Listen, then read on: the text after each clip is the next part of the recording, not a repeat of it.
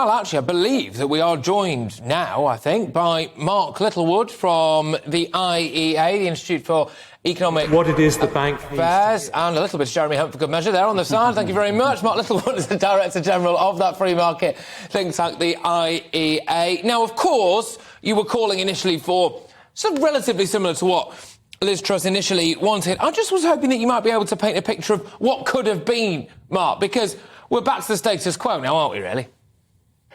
We are a bit, Patrick. I mean, I'm all for the vision of Liz Truss and her departed Chancellor Kwasi Kwarteng that the UK needs to get public spending down, needs to get taxes down, and needs to deregulate to bring about growth.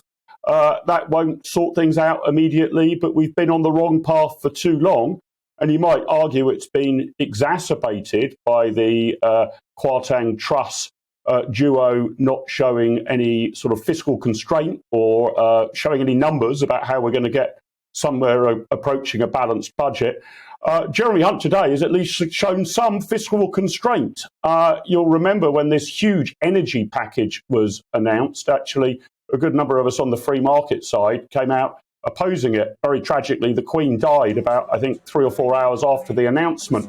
That's now being rowed back on. That's probably, I mean, I'm doing the calculations in my head, but potentially tens of billions of pounds worth of savings. So we do actually have a Chancellor who's now pointing to savings, and he's being in a certain sort of grim but rather honest way, challenging people both on the Conservative side and I think on the other side of the House. Where are the other savings going to come from? Now, none of these are easy, but I hope we can get away from the fantasy economics, that we can kind of ring fence everything. If you want benefits to go up with inflation and the triple lock to stay and NHS spending to go up to help us through the winter, at some point you need to find economies on the spending side. And actually, what Jeremy Hunt said today, I think, shows how bad the sequencing of the Truss government was. Really, they should have started by saying, here's where we're going to bring spending under control. I'd like them to bin HS2, for example. That would be a few tens of billions of pounds more. If we do that, we can get taxes down, which we think will help growth.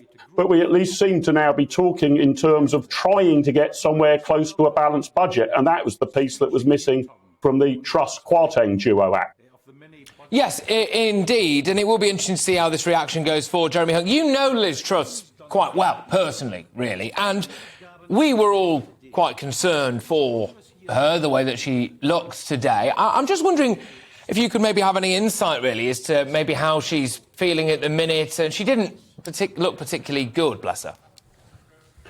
Yeah, I mean, look, I haven't actually spoken to her since she became Prime Minister, but I've known her over a good number of years. I mean, I'm feeling pretty ghastly on her behalf. So God only knows what she's going through. I mean, these are grim, grim times indeed.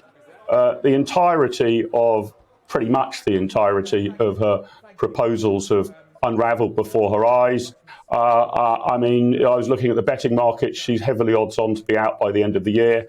Were that to prevail, she'd be the shortest serving Prime Minister ever. It's an absolutely desperate situation for her. She has in part been unlucky. She was dealt a brutally difficult hand. But I do have to say, although I consider her a friend and to some degree an ally, if you're dealt a very poor hand in a game of cards, you need to play it perfectly to have any chance of winning. And there were a number of missteps here in terms of how they sequence things, I think on their priorities. I mean, I'm all in favour of getting rid of the 45p top rate of income tax, but I'm not sure it's the hill I would have picked to die on. It's a rounding error. So they kind of went for shock and awe as in the first sort of week after the mourning period has finished. And that's blown back at them terribly in both economic and political terms. Whether she can survive after that, I think, is an open question. But I feel deeply sorry for her. But to some degree, it's missteps that she and her government have made. It's not just bad luck. And I'm afraid politics is a very brutal business. That's the way it is.